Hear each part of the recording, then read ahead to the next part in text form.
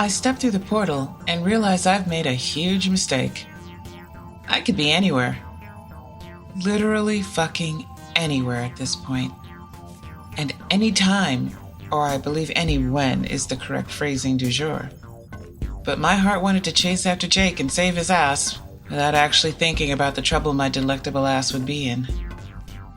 And now here we are. The first stop on our whirlwind tour of the entirety of the cosmos, from the Big Bang to the Big Crunch and everything in between. Around and around and around we go, and where we stop, nobody knows. Nobody fucking knows. Or if we stop, for that matter. I hear music. Weird music. I've got lights of all colors and neon? Okay, that's a choice. An aesthetic, but I can dig it. I'm a fan of that whole culture? Fad? Craze? I don't know what the hell it was, really, but it was groovy. Not so much the clothes, but the feel of everything. Kind of Blade Runner, but way less bleak. The 80s? No? The 1980s. Only they didn't have space stations back then, and I know I'm in space right now because I can see a window. A so-called porthole on this space station where I can see ships flying around and robots, I guess, droids, whatever. A whole bunch of activity going on out there. And I'm in a bar? I can see a sign above a bunch of strangely shaped and colorful-looking bottles, in neon, of course, giving me the name of this fine establishment. At first, I can't believe my eyes. I literally rub them to clear them. Cafe 80s. As in that Cafe 80s? From Back to the Future 2? No fucking way. And then I see I misread the sign. The logo, I swear, is just like the one from the movie starring Michael J. Fox. Only with a whole colorful neon Tron vibe. Only it's not 80s. It's Cafe 2680s. Okay. Guess I'm in the 27th century? Okay, cool. That's fine. Totally fine. Good job I'm in a bar. I decided to lean into it. What other choice do I really have? I mosey on up to the bar. It's pretty quiet in here right now. A couple tables occupied, a few people on stools. I choose one at the end of the bar, hoping I can keep my distance from everything, a low profile. Within moments, a tall, broad hirsute man with kind eyes and a warm smile is catching my attention. Welcome to the Cafe 2680s, where it's always morning on Pseudopolis Station, even in the afternoon. Would you like to see our happy hour specials? Mr. Gorbachev, tear down those prices. Well, that's too fucking much. I had a hunch with the sign, but now you're even quoting shit from the movie. Can you guess the movie? Do you feel lucky, hunk? Are you kidding me? Back to the Future 2, of course. Though if it really is the 27th century, that flick sure has survived a long time. And we have a winner, ladies, gentlemen, and everyone in between. There is still hope for Pseudopolis. With a higher percentage of population recognizing pop culture references, the overall population quality of life will improve. This is the path to the future. This validates my reason for existing. Thank you for coming to my TED Talk. TED Talk? What the fuck is that? Don't worry about it, my good friend, and you've earned yourself any item from this fine establishment on the house. Gratis Maximus. Okay, you're not going to make me have a Pepsi free, are you? I think I might be falling in love with you. What? Damn, you heard that right. That was meant to be inside my head. Sometimes my inner voice gets confused with my actual voice. This isn't getting any better. Nothing like an adult beverage to make things better. World weary, stumbling into a bar. You look like you're running down a drink. Okie dokie. Do you? You probably don't, but I'm going to ask anyway. Do you by chance know how to make a Long Island iced tea? What do you, madam, Certainly. Jolly good. Morty's fanciest spot of tea myself, you know. Jeez. Thank God he's gone. He was getting to be a bit much. If I was Marty McFly, I'd say that things are getting pretty heavy. But I'm not, so I'm just gonna go with the flow. And that's when a cute brunette dressed in a very colorful uniform perches herself on the stool beside me. She's got 2 patches on the front of her uniform. One says Pizza from the Stars. Oh, now that seems really familiar. And the other says, Ask me about Carloni's Pizza Cube. Okay, that just sounds weird. Oh, and now she's looking at me with a big frown on her forehead. Are you about to hit me with a pickup line? Or just keep staring at my patches? Oh, Jesus, I'm really sorry. I'm new here, and I've never really heard of a pizza cube before. You should keep it that way. They are not good. Then why are you advertising? Because it's my job. You deliver pizza? Mm-hmm. Yep. For Carloni's Pizza?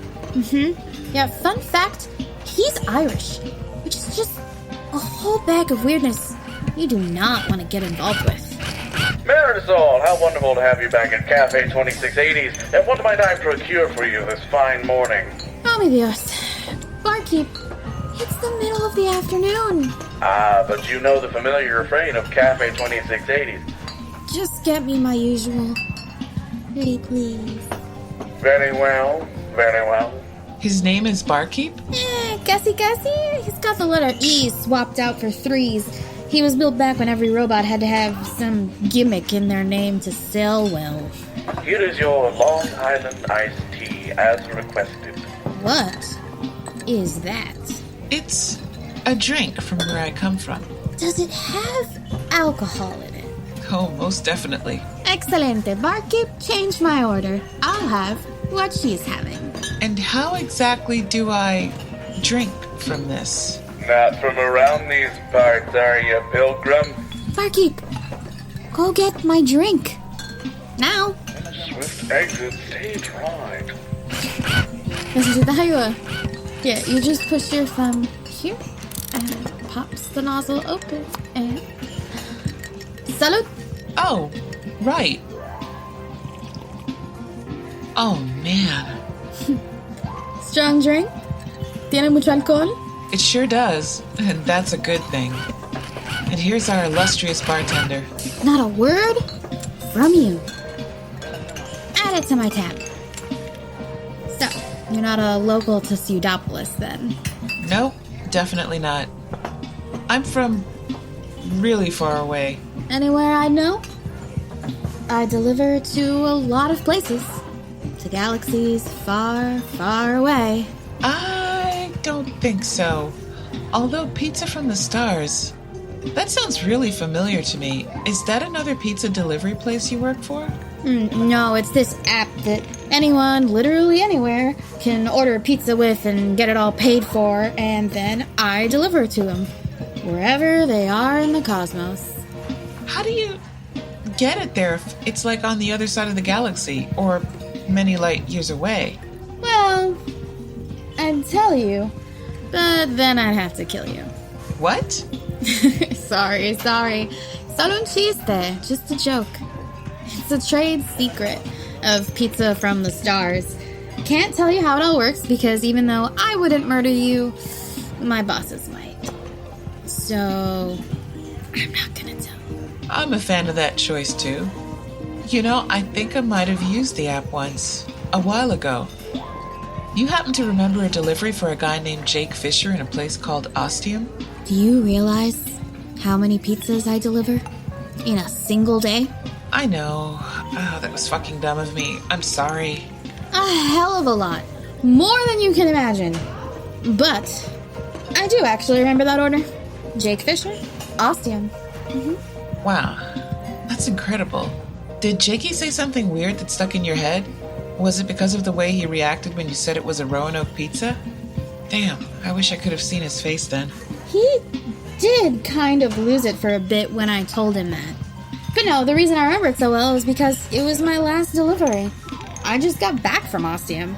And after the whole experience and how far I had to travel, I needed to reward myself with a... ¿Cómo se llama esto? Long Island iced tea. Right. I'm not gonna remember that. But it's good. Hell of a lot better than that pizza your boy Jake ordered. That's for sure. That's the second pizza you've trash-talked. Is there any pizza you do like? Nah, ni un poquito. Hate the stuff. Why? Because So you just delivered to Ostium? Yeah, it was a real weird experience. I was banging on that door for eons until he answered the damn thing. I was about to kick it down. Y fíjate de esta mierda. Before I leave, he gives me something he called a tip. How nice of him. No, it wasn't. I can't do anything with this. Dollar bills. Yeah, I get that. Not much use for paper money in the 27th century. No kidding. I didn't want to waste my breath telling him, so I just got out of there. Is it okay if I have them? Sure. I can't do anything with them. Consider payment for my new favorite drink, the Longland Spice Tea. Yeah, that's not actually what it's called. I don't care. And the more I drink it, the less I care. Okay. Well, thank you for your time. I've got to get going, actually. Got somewhere I need to be. Really? Okay, está bien. You gonna finish your drink? Nope, don't have time. You can have it if you'd like. You don't need to tell me twice. Hasta luego. See you in another life. You have no idea. Tell Barkeep goodbye for me. I hop off the stool and walk away from the bar. As soon as I picked up the American money from my world, even if it's from a time before mine, I feel myself being drawn, feeling a need to leave this place I'm in. This world. I follow my sense, letting it lead me to a door I hadn't noticed before. I look around, wondering if I should be more discreet, and decide I don't give a fuck. No one's going to see me again, so what does it matter? I walk up to the door, stare at it, waiting for it to open. Nothing happens. I feel my cheeks heat up and redden as the embarrassment spreads throughout my body. I see a panel and wave my hand in front of it. The door mercifully opens, and I step through and leave the world of Pseudopolis Station forever.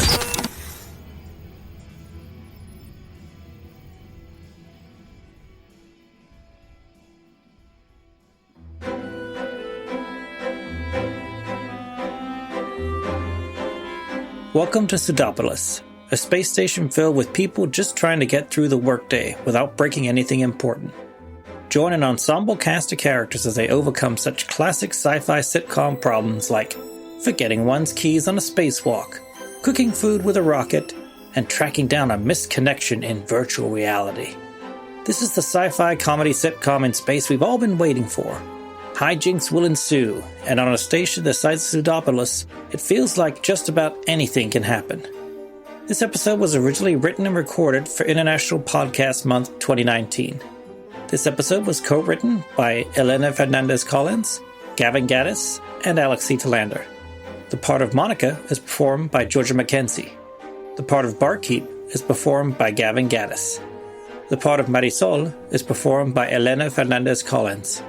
Sound design was done by Hail and Well Met Podcasts. Check out more of their great work at hailandwellmetpodcast.com. The Ostium theme song was composed by Chris Fletcher. The music featured in this episode, all from the Free Music Archive, is Suchtrup, Tans de Gelben Elefant, and Repeater Station by Lobo Loco, and Future Soundtrack by Adam Henry Garcia. For a link to a transcript of this episode, please check the show notes. We're all going through very hard times right now, and we wanted to thank you first for listening to this episode. We hope you enjoyed it, and we hope it provided a little merriment to your day. If you are perhaps interested in supporting the show, the best way to do that is through Patreon. Everything we make primarily goes to paying our actors for all the Ostium Network shows. We've got lots more shows planned, including an anthology series, and we want to be able to pay and support our actors. So if you can spare as little as $2 a month, that will go a long way, and also grant you access to a ton of bonus material. Just head on over to patreon.com/OstiumPodcast. Our next episode arrives in 2 weeks.